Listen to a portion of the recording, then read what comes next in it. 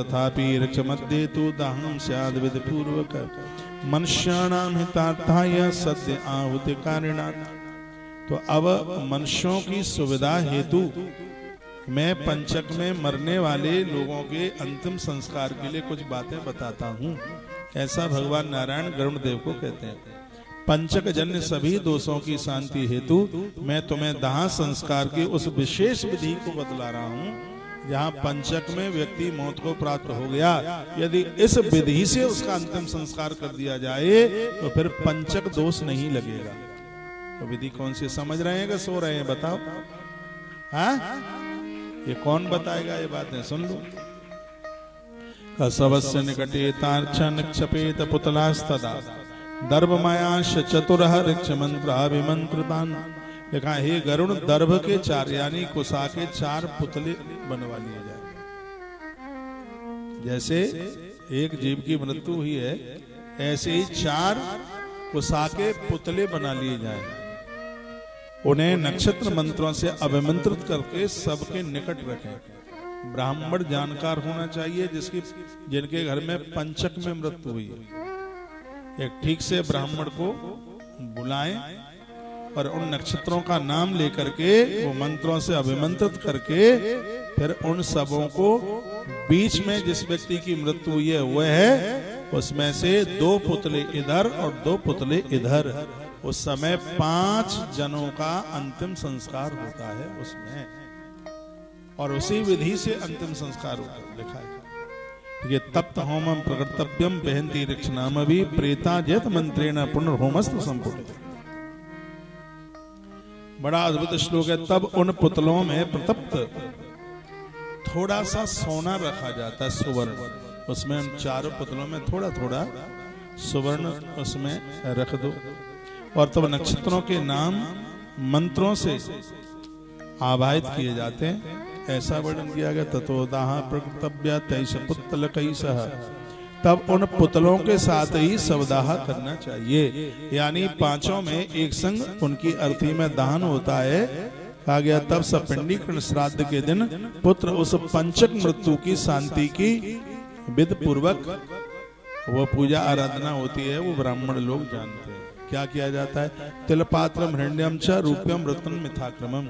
जिनके यहाँ पंचकों में कोई मृत्यु हुई है तो पंचक दोष की शांति हेतु तिल से भरा हुआ पात्र, किसी बर्तन में, पीतल का बर्तन ले लो, उसमें तिल भर दो, काले सफेद कोई भी हो उसको पूरा भर दो। थोड़ा हो जाए तो सोना चांदी रत्न और घी से परिपूर्ण कांसे के पात्र का दान किया जाता है। लिख लो, ध्यान ना रहे, क्योंकि पंचक की मौत बड़ी खतरनाक है। और जो भगवान नारायण ने कहा वही सत्य है। जो आप सुन रहे हैं वो भगवान का ही बोला हुआ मैं आपको सुना रहा हूं। भगवान कहते हैं कि यदि किसी की पंचकों में मृत्यु हुई है तो इस तरीके से तो अंतिम संस्कार करें।